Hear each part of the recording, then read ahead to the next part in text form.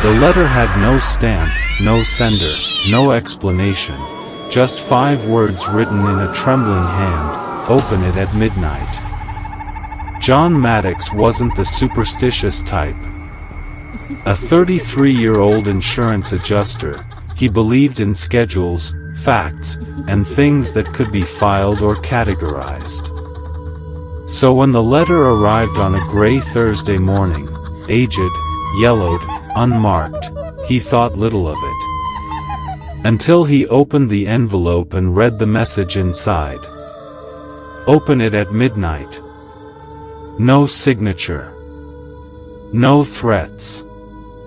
Just that one sentence, written in deep, dark ink. The kind that looked too thick to be ballpoint. Maybe even too thick to be ink. John frowned. He examined the envelope again. No postmark. No return address. No sign of how it got into his mailbox. The handwriting was unfamiliar, spidery, slightly shaky. He chuckled uneasily and set it on his kitchen counter. Probably a prank. But the letter stayed in the back of his mind all day. When he returned home from work, it was the first thing he looked at, still there, untouched. He went about his night, dinner, a beer, a little TV. But something about the note pulled at him. By 11:30 p.m., he was pacing the living room, glancing at the clock every few seconds. He didn't believe in curses or haunted mail.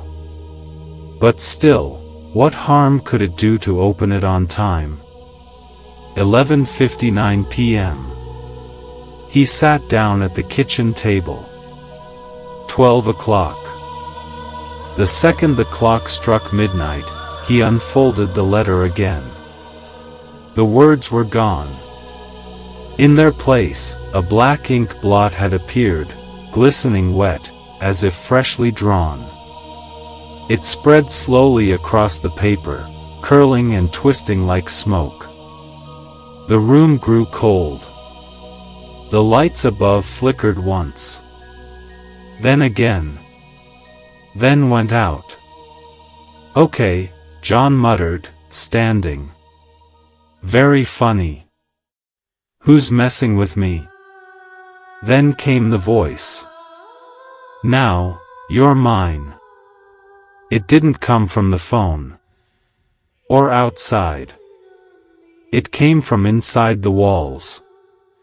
John froze. His breath fogged in the icy air.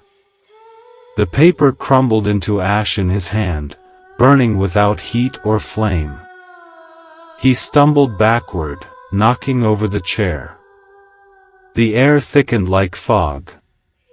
The walls looked darker than they should. And then he heard it. A sound like wet footsteps, dragging across the hardwood floor. From the hallway, something began to move. Slow. Scraping. Whispers followed, his name spoken in a dozen voices at once. Some high. Some impossibly deep. John.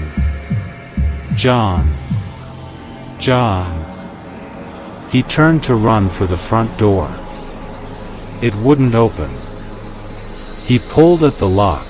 It twisted in his hand, then fell off. The doorknob vanished.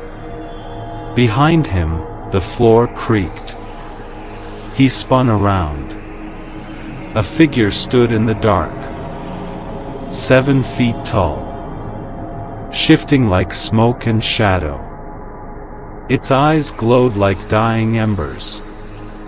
Its face was a black smear, no features, just a mouth that stretched too wide and never stopped smiling.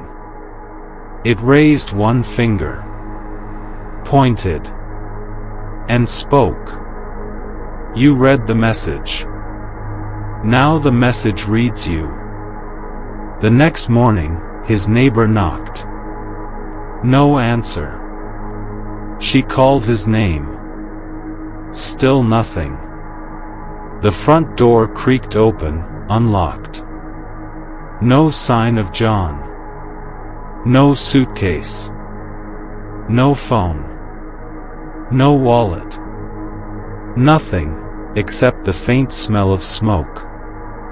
And on the kitchen table, a clean, unopened envelope. Yellowed. Wax sealed. Unmarked. Just one thing written on the front. A new name. Not John's. Some letters carry more than words. Some messages don't deliver warnings, they deliver you. Subscribe for more chilling tales, but never open what isn't yours.